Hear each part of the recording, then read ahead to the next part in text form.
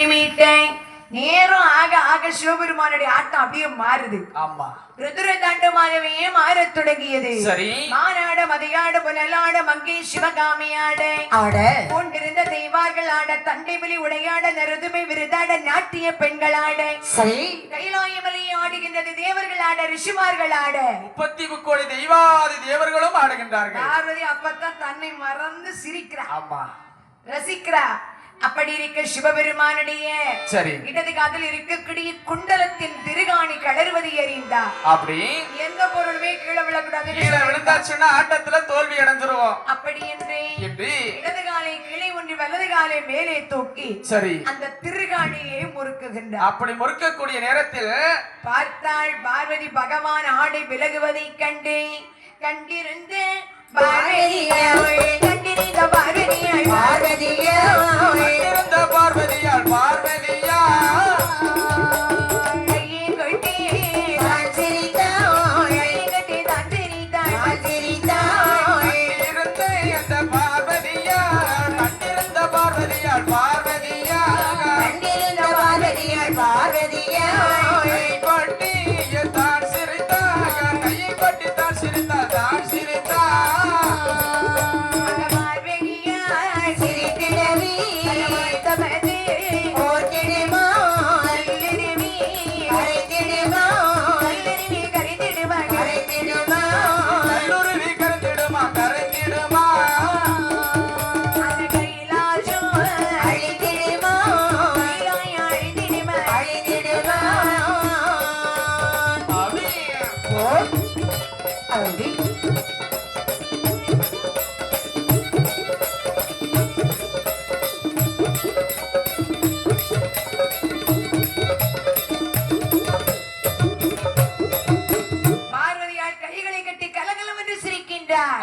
ஐயோ நாதா ஆடு விலகுவது கூட தெரியாம இப்படி ஆடுறீங்களே. பொண்டாட்டி சொன்னானே இந்த மனுஷன் இப்படி கிடந்து ஆடிக்கிட்டு இருக்காரு. அப்படி என்று சொல்லும் போது பகவானுடைய உச்சி சொல்லி இருக்கிறாளே கங்கை. ஆமா, அது யாரு?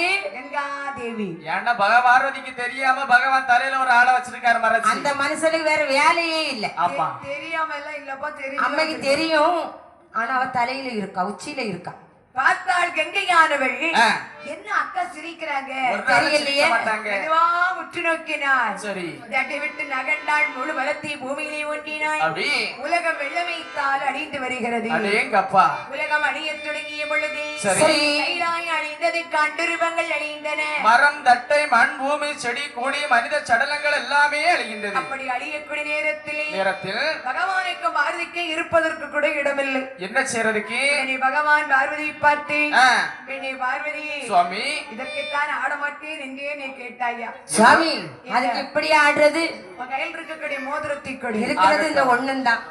மோதிரத்தை வாங்கி தண்ணீரில் விட்டறிந்தார். சரி மோதிர விழுந்த இடத்திலே கீழ் உலகத்திலே வேரூன்றி சரி மேல் உலகத்திலே ஒரு தாமரை மலரானது வந்து மலர்ந்தது. தாமரை மலரிலே பகவானும் பார்வதியும் அழகாகவே கொலுவிருக்கின்றார்கள். அப்படி பகவான் பார்வதி இருக்கும் பொழுது சரி இவர்களை பார்ப்பதற்கு அங்கே யார் வருகிறார் என்று பாருங்க. யாரு? வடுவன் மோகன் தனிலே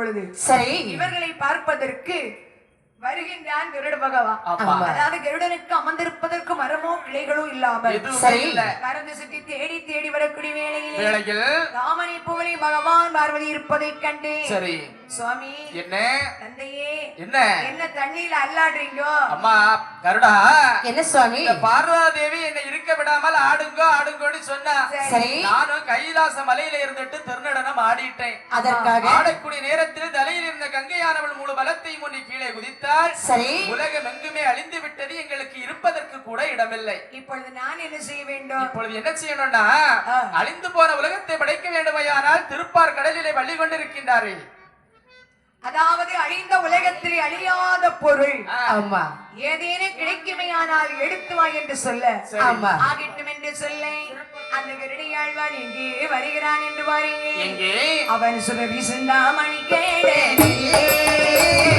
மணிக்கடலே மணிக்கடலில் புறப்பட்டு விரவிட கேடா விதக கண்டான் உறவு சிந்த மணிக்கடலில் மணிக்கடலில் மணிக்கடலே தீரம் மிதக்க கண்டா மிதக்க கண்டா கண்டசுர பாத்திரத்தை கல்லகத்தாலே கொழிகே கல்லகத்தால் கல்லகத்தாலே கொழிகே தாரொழுகி நான் கொழுகி கரைகடன கொல்லி வைத்தார் தாய் கொழுகி வைத்தான் அவி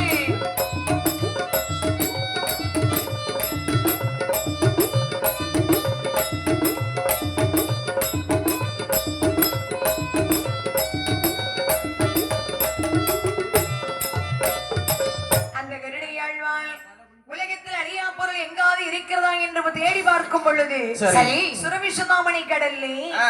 ஒரு சுரப்பாத்திரம் மிதந்து வருவதை கண்டார். அந்த சுரப்பாத்திரத்தை கால்நகத்தினாலே கொழுவி ஆண்டவனாகிய சிவபெருமான் முன்பிலே கொண்டு வைக்கின்றார். பகவான் சுரப்பாத்திரத்தை திறந்து பார்க்க ஆ, அந்த பாத்திரத்தினுள்ளே 2 அறைகள், சரி ஒரு அறையில் ஒரு பெண்ணும் இன்னொரு அறையில் ஒரு ஆணும் உட்கார்ந்து அது இருக்காங்க. யாரெல்லாம்? ஒருத்தர் திருவள்ளுவர், இன்னொரு கலைமகள் திருமகள் வள்ளுவரும் வள்ளுவருடைய மகள் ஆமா திருமகளும் உட்கார்ந்து இருக்காங்க. சரி ஐயா என்ன இந்த உலகமே அழிந்து விட்டது, ஆமா நீங்க மட்டும் எப்படி அழியா பொருளா இருக்கீங்க? ஐயா, என்னுடைய வேலை என்னன்னா விவசாயம் பண்ணக்கூடிய உழவு தொழில். சரி இவள் என்னுடைய மகள் எனக்கு கஞ்சி கொண்டு வந்துகிட்டு இருந்தா. ஓகோ அந்த நேரத்துல இடி இடிக்கவில்லை, மின்னல் மின்னவில்லை, மழையும் பெய்யவில்லை. ஆமா. எங்கு பார்த்தாலும் ஒரே வெள்ளப்பெருக்காகி விட்டது. தண்ணீர் வருவதை பார்த்தீர்கள். ஆமா, ஆகையினால் கொண்ட பாத்திரத்தில் கொண்டு வந்த கஞ்சியை கீழே கொட்டிவிட்டு ஆமா நாங்கள் உயிர் பிழைப்பதற்காக அதுல 2 அறையாக சமைத்து நாங்க 2 பேரும் அப்படியே உட்கார்ந்து இருக்கோம். நாங்கள் அமர்ந்திருப்பது நன்மைக்கு, இனி தோன்றக்கூடிய யுகத்தில் எங்களுக்கு பெரும் உதவியாக இருக்க வேண்டும் ஆகட்டும் என்று அவர்களை அனுப்பிவிட்டு மீண்டும் இந்த கருடனை பார்த்து, மகனை கருடா, சுவாமி. வாசலிலே வள்ளி கொண்டிருக்கிறார் எனது மைத்தனர், ஆமா நீ சென்றவரை அழைத்து வா. ஆகட்டும் ஆகட்டும் என்று கருடையாழ்வான் ஆ. பறந்து சுற்றி பார்க்கடலில் ஆமா. பருப்பை எல்லாம் தேடுவானா, இதுதான். கால்கள் 2 வடக்காக கனக முடிதற்காக நெகிழிக்கு முகமாக இழுக்கு முகமாக நீ ஒரு பாபாக கிழக்கு முகமாக கிழக்கு முகமாக தந்தை ஒரு பாம்பாக அறிந்தும் அறியாதவர் போல் அவர் உறங்கு வேளையிலே கைகள் தட்டி எழுப்பினார், கலக்கமிட்டவர் பெருமான் மெய்தீனி எழுப்பினார், மெய்தீனி எழுப்பினார் படுவார் பெருமான். அவி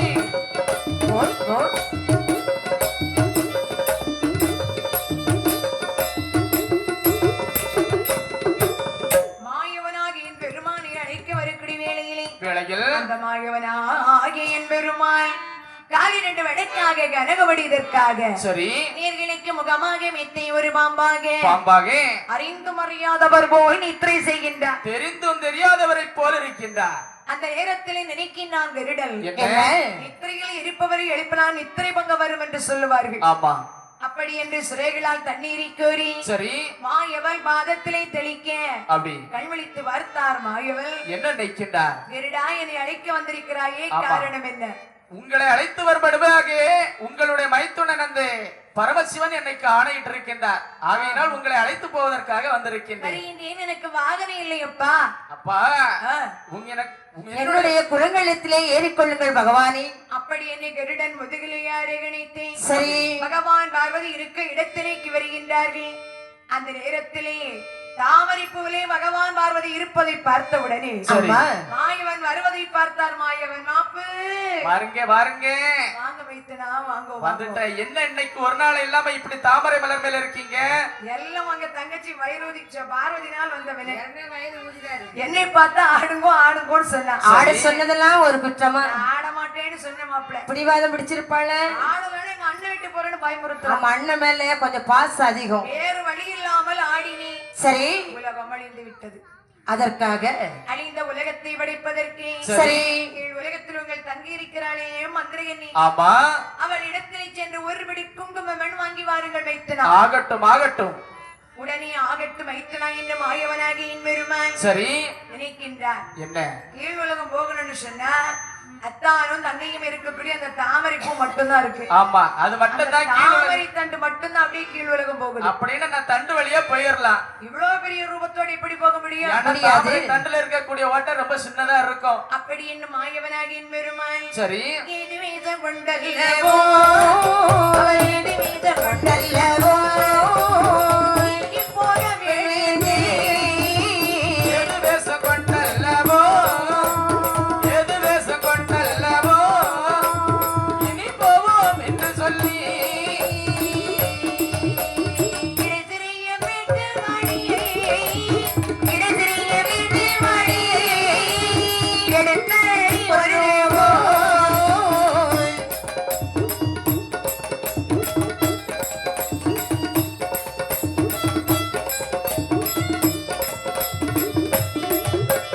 வீட்டு வாடி வீடு கொண்டு பரமரே இமாயவனார் தாமரை தன்னோடு வழி, தாமரை தன்னோடு வழி அறிவாரர் மாயவனார். தாமரைத்த எண்டு வழி, தாமரைத்த எண்டு வழி, தானே வர்றார் மாயவனா.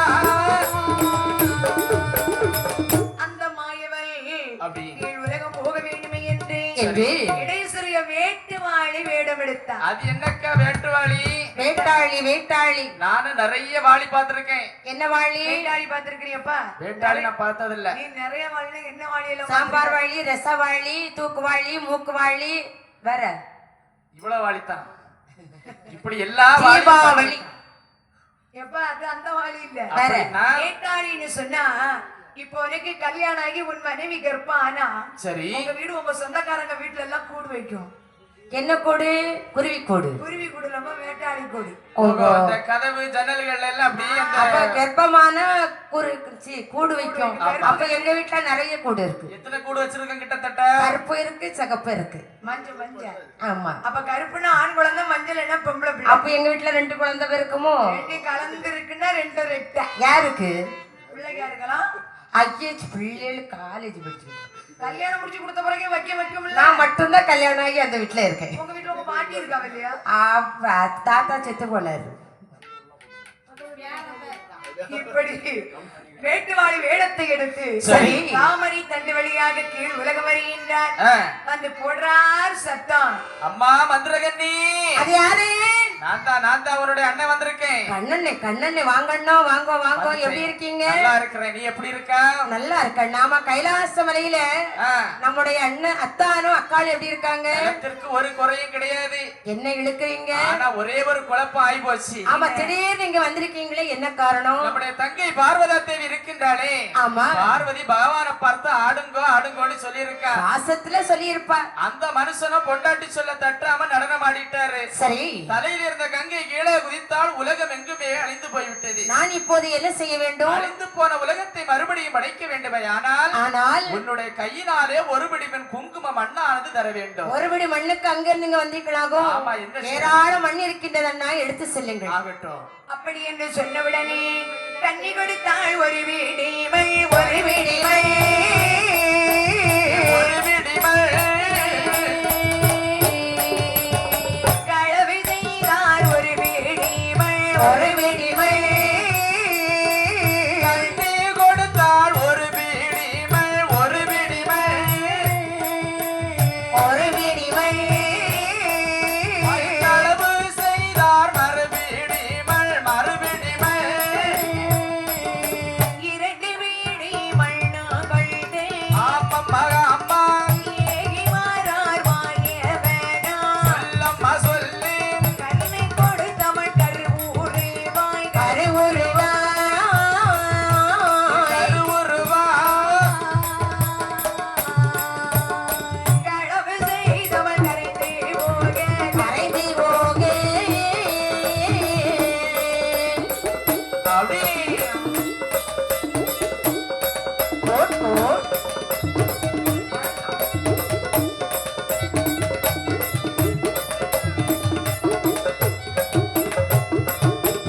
இப்படியாக மந்திரகனியானவை சரி ஒருபடி மண்ணை வாரி கையிலே கருவருவாகவே திரட்டி கொடுக்க சரி. சரி, மாயவல் இடது கையினால் ஒருபடி மண்ணை களவு செய்கிறார். என்ன ஒரு மணி மண்ணால இந்த உலகத்தை பிறவி செய்ய முடியலன்னாக்கி ஆமா. மறுபடியும் அங்கேயே இங்க நம்மத்தான் ஒரு ரூபத்தை மாற்றி இங்க வரணும். அப்படி என்று ஆ. உலகத்து மக்களுக்கு ஒரு எடுத்துக்காட்டாக இருக்க வேண்டுமே என்று என்று ஒருபடி மண்ணை களவு செய்து இரண்டு படி மண்ணையும் எடுத்துக்கொண்டு அப்படி அந்த தாமரை கண்டு வெளியாக மேலே வரக்கூடிய வேளையிலே சமயத்தில் கண்ணை கொடுத்தவன் கையிலே கரு உருவாகவே திரண்டிருக்க மாயவன் களவு செய்த மண்ணானது அப்படியே கரைந்து கடலோடு கடலாக போகின்றது. தண்ணீர்லயே கரைந்து போகிறது. ஆமா. இதுல இருந்து என்ன தெரியுது? இதுல இருந்து என்ன தெரியுது? கோயில் தெரியுது, சேரு தெரியுது, பாக்ஸ் தெரியுது. நம்ம களவு செய்த பொருள் கஞ்சிக்கும் உதகாது. யார் அப்படி சொன்னா? இப்ப களவு செய்தவன் தான் நல்லா இருக்கான் இப்போ உள்ள காலத்துல. ஆமண்ணே. சரிதானே? ஆமா. அவன் தான் நல்லபடியாட்டு சொத்து சுகத்தோடு ஆடம்பரமா வாழ்ந்துகிட்டு இருக்காங்க. அப்போ களவு செய்த நல்லா இருக்கும்னு சொல்றேன் இல்லப்பா. முதல்ல நல்லா தான் அப்ப இருக்கும். அவன் நேரம் நல்லா இருக்கும், நல்லா இருப்பான். ஆனா கெட்ட நேரம் ஆரம்பிக்கணும் வை, வட்டி முதல்ல சேர்த்து கொடுக்க வேண்டிய நேரம் நல்லா இருந்தாச்சுன்னா கொஞ்ச நாள் நல்லபடியா வாழலாம், நல்லா இருக்கலாம். நமக்கு கெட்ட நேரம் வரும்பொழுது சேர்த்து வச்ச முதல் எல்லாமே அழிஞ்சு போகும். இப்படி களவு செய்த மண்ணை கரைய விட்டு சரி ஒருபடி மண்ணை கண்டு பகவான் முன்பரை கொண்டு வைக்கின்றான். சரி கொண்டு வந்த மண்ணதையும் ஆமா. ஒரு 4 பங்கு வைத்தான். சரிதான். 4 பங்கு மண்ணிருக்கே அப்படி. நடுவில் உதிக்கும் கைலாயம் ஒரு பங்கு மண்ணெடுத்து ஒரு பங்கு மண்ணெடுத்து படைப்பாரா. ஒரு பிடி மண்ணெடுத்து ஒரு பிடி மண்ணெடுத்து கடலாக படைப்பாரா. ஒரு பங்கு மண்ணெடுத்து ஆமா. வானமாக எந்துவாரா. ஒரு பங்கு மண்ணெடுத்து பூமியாக படைப்பாரா. அப்படி. ஒரு பங்கு மண்ணெடுத்து ஒரு பங்கு மண்ணெடுத்து பூமியாக படைப்பாரா. அப்படி.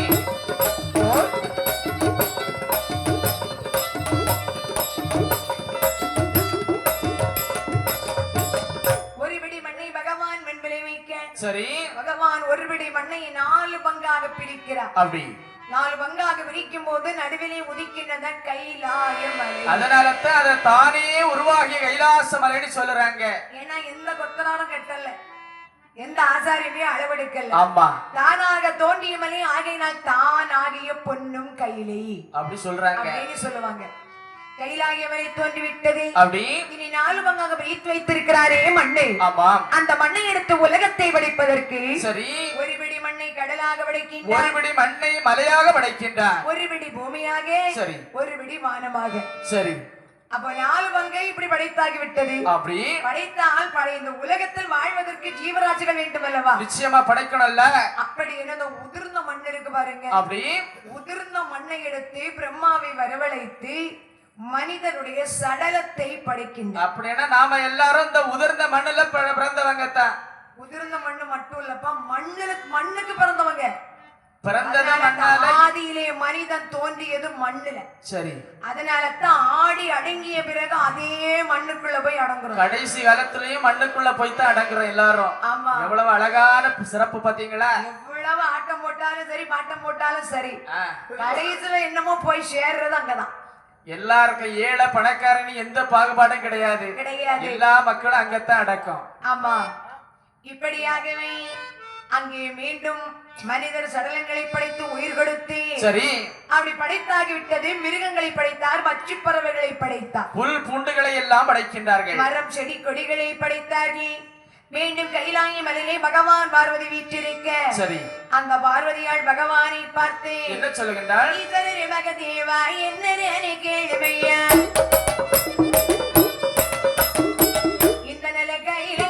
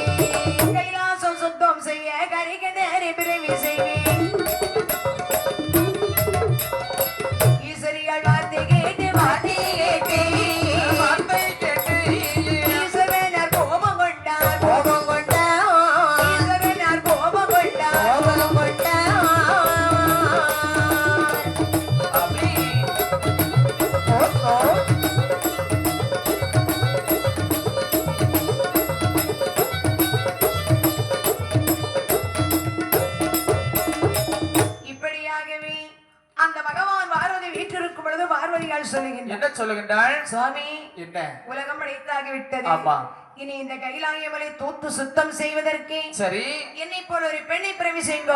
உங்க பெண்ணைத்தான் பிறவி செய்யணும். ஆமா, ஆம்பளை வேண்டான்னு சொல்லுற. எதனால? ஏன்னா ஆம்பளைன்னா கண்ட இடத்துல வெத்திலேயே சவச்சுக்கிட்டு கண்ட இடத்துல எச்சு துப்பாங்க. கைலாயமலை தூத்து சுத்தம் செய்யணும்னு சொன்னா நிச்சயமா ஆனால முடியாது. ஏன் முடியாது? அம்மா, ஒரு வீடு இருக்குன்னு வைங்க, அந்த வீட்டை தூத்து சுத்தம் செய்து துடைத்து வைப்பதற்கு எவ்வளவுதான் ஆம்பளைங்க மாங்குன்னு வேலை செஞ்சாலும் அந்த வீடு கிளீனா இருக்க மாதிரி தெரியாது. யாரு சொன்னா? அதே ஒரு பெண்ணு, ஒரு பொம்பளை செய்யட்டும், பெண்ணானவள் செய்யட்டும், பாக்குறதுக்கு பளிச்சுன்னு இருக்கும். இப்ப எந்த வீட்டுல எந்த பொண்ணு வேலை செய்யறா? வாய்ப்பே இல்ல. பெரும்பாலான வீடுகள்ல ஆண்கள் தான் வேலை செய்யறாங்க. செய்யணும். பாத்தீங்களா அண்ணன் எப்படி சிரிக்கிறாங்க? நீ ஆமா, அவரும் வேலை செய்வாரு போலுது. அதான் ஊமை சிரிப்பு சிரிக்காரு. ஆமா, ஒரே ஒரு நாள் மீன வெளி கொடுத்தாங்க. அப்ப உங்க வீட்டுல கோலம் போடுறது யாரு? கோலம் போடுறதை இப்ப நிறைய வீடுகள்ல ஆண்கள் அக்கா காலமே போட்டுருக்கு. ஏன்னாக்கி முன்னால போல புள்ளி கோலம் கிடையாது. ஆமா, இப்போ எல்லாம் அச்சுதான். ஆமா, உருட்டி விட்டா போதும். மாவை வச்சுக்கிட்டு ஒரு உருட்டு, அவ்வளவு. மாடல் என்ன மாடல் வேணுமோ வந்துடும், ஈஸியா கிடைச்சு போகும். ஆமா, இப்படி அங்கே பார்வதியால் சொல்ல சொல்ல சிவபெருமானுக்கு கோபம் வந்து கொண்டே இருக்கிறது. சரி, அந்த பகவானுடைய ராசியாந்த, அதாவது பலகலை கிட்ட கல்லை, சூரியகலை சந்திரகலை என்று சொல்லக்கூடிய இரண்டு ராசிக்கு சண்டையாந்து வருகிறது. சரி, வந்த உடனே பகவானுக்கு ஒரு தும்மல் வந்தது பாருங்க. அந்த மனுஷனுக்கு ஒரு ஆசமா, அதுல ஒரு பொண்ணு வந்து பிறக்கிறா. நம்ம தும்மன என்ன வரும்? நம்ம தும்மியாச்சுன்னா சளித்தா வர்றோம் மூக்கிட்டு. இரண்டு ராசிக்கு சண்டையிட்டு பிறந்ததினால் சரி, சண்டத்தி என்று பெயரிட்டார்கள். சரி, நிறைந்த சண்டத்தியால் கைலாயமலை தூத்து சுத்தம் செய்து வருகின்றாள். அப்படி தூத்து சுத்தம் செய்து வருகின்ற வேளையில் இந்த சண்டத்தி அம்மாவுக்கு வயது 1, 2 என்று ஒரு 12, 13 வயது. சரி, ஆடவரை கொப்பாகிய மங்கையாக சமைந்தாள். அப்படி உடனே கானகத்திலே அனுப்பினார். ஏன்னா இனிமேல் இந்த கைலாச மலைக்கு ஆகாது. ஆமா, என்று சொல்லி இந்த பெண்ணை கானகத்தில் கொண்டு விடுகின்றார்கள். கானகத்திலே அவள் வாழ்ந்திருக்க, அப்படி அந்த வனத்தில் இவளை போல் ஒரு சண்டன். அது யாரு? இந்த மனுஷன் யாரு? தெய்வாதி தேவர்கள் சிவபெருமானுக்கு மாலை கட்டி வருவது வழக்கம். புதிதாக கைலாயமலை தோன்றிய நாள் முதலாக தேவர்கள் மாலை கட்டி வரக்கூடிய வேளையிலே அப்படி இந்த அதிலே ஒருவருக்கு ஒரு நாள் ஒரு சந்தேகம். என்ன சந்தேகம்? தினந்தோறும் பகவானுக்கு இந்த மாலையை கொண்டு போறோம். மாலை மனம் வீசுகிறதா இல்லை நாற்றம் அடிக்கிறதா என்பதை அந்த மாலையினுடைய மனம் என்ன குணம் என்ன என்று அறிய வேண்டும். அந்த மாலை எடுத்து அப்படியே முகர்ந்து விட்டார். ஐயோ, பார்த்தார் மற்றுள்ள தேவர்கள், ஏ தேவர் சாமி, என்ன பகவானுக்கு கொண்டு சொல்லி மலர் மாறி இவன் எடுத்து முகர்ந்து விட்டான். ஆமா, காட்டிலே போடா சண்டா சண்டாளா சண்டாளா என்று சொல்லி அவனையும் கொண்டு அப்படியே கானகத்திலே விடுகின்றார்கள். தேவரோடு சண்டையிட்டு வந்ததினால் அவன் சண்டன். அப்படி இந்த வரத்துல சண்டன், அந்த பக்கம் சண்டத்தி. ரெண்டு பேரும் இவை சண்டை இருக்கிறது சண்டத்திக்கு தெரியாது, சண்டத்தி இருக்கிறது சண்டனுக்கு தெரியாது. ஆமா, அது எப்படிப்பா தெரியாம இருக்கும்? ஏன்னா ரெண்டு காடுல்ல, ஒரு காடு, காடு ஒண்ணுதான், பெரிய காடு, இடையில ஒரே ஒரு முள் வேலி மட்டும். பெரிய காடு, பெரிய அந்த பக்கம் ஒரு நவல் மரம், இந்த பக்கம் ஒரு இளந்த மரம். நவல் பழம் பறக்க வர்றதும் இளந்த பழம் பறக்க வர்றதும் இப்படி வழக்கமா நடக்குது. பல நாள் பார்க்கிறாங்க.